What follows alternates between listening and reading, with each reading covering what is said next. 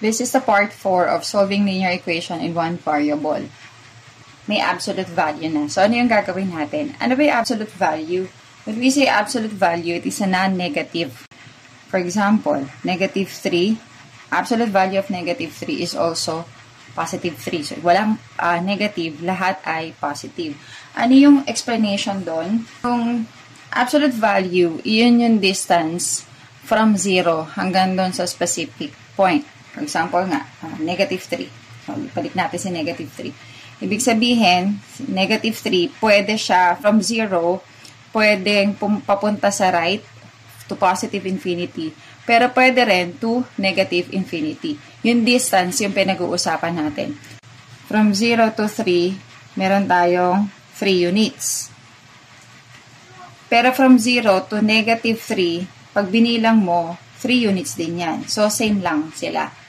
So, yun yung pwedeng explanation ng absolute value. So, when we encounter may absolute value, isosolve natin sa linear equation, there are two cases. Dalawa yung magiging values ng x. We have case 1 and case 2. Ayan. So, sa case 1, rewrite natin to, pero this time wala mo ng absolute value. So, x plus 5 equals 8. Isang positive dito, negative.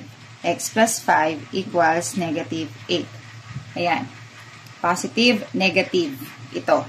Now, we can solve for x. Positive 5 para maging 0. Negative 5, and then dito din, sa kabila, negative 5. So, 0 na yan. We are left with x is equal to 8 minus 5 is 3. Ayan. Check pa natin yan mamaya.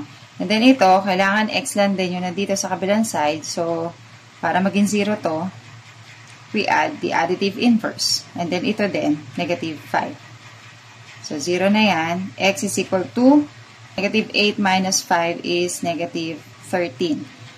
I assume sanay na kayo sa integers kasi hindi kayo makakarating dito kung hindi kayo sanay sa integers. And kung hindi pa rin sanay, I suggest na mag-practice kayo na mag-practice. Kasi pagka ganito na nagdi-discuss na teacher ninyo tungkol dito, baka mahuli kayo. Kasi humahabol pa kayo kung paano mag-add or subtract ng integers. And kung paano mag-solve ng x. Okay. So, dalawa yung na-solve natin. So, i-check natin. Pareho. And, babalik tayo sa original na equation. Hindi pwedeng hindi.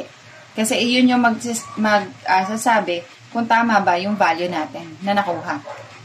Pag dito tayo nag-substitute, talaga makukuha natin yung correct answer. Pero ito, pag bumalik tayo sa original na equation, yun ang magdidictate kung tama ba o hindi yung nakuha natin.